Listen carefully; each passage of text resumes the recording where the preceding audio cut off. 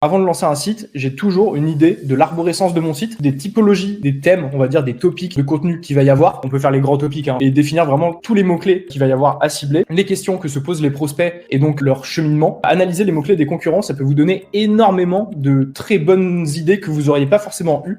La plupart du temps, je vais partir du mot-clé générique le plus concurrentiel.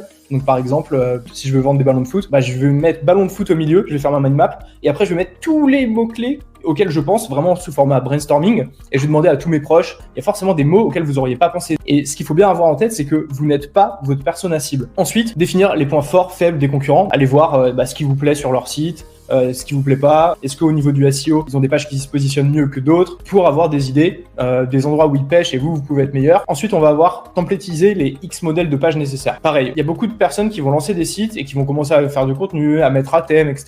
Mais en fait, qui n'ont pas réfléchi en amont aux différents types de pages et les définir en amont, ça permet d'éviter de revenir dessus et potentiellement, ça évite aussi d'engager un SEO à terme. Mieux vaut tout faire dès le début et avoir déjà des idées de maquettes de pages. Donc, définir les groupes de pages logiques et leurs liens logiques. Et en fait, si on connaît ce cheminement, on a déjà une idée du maillage interne qu'il va y avoir. Et faire en sorte que d'une page informationnelle, on se rapproche au fur et à mesure de la conversion. Surtout être niché dès le départ. La meilleure façon de le faire, c'est d'être très spécifique et d'être vraiment connu comme l'expert sur un point spécifique. Et ensuite, au fur et à mesure que notre autorité grandit, on va venir expand le nombre de mots-clés positionnés.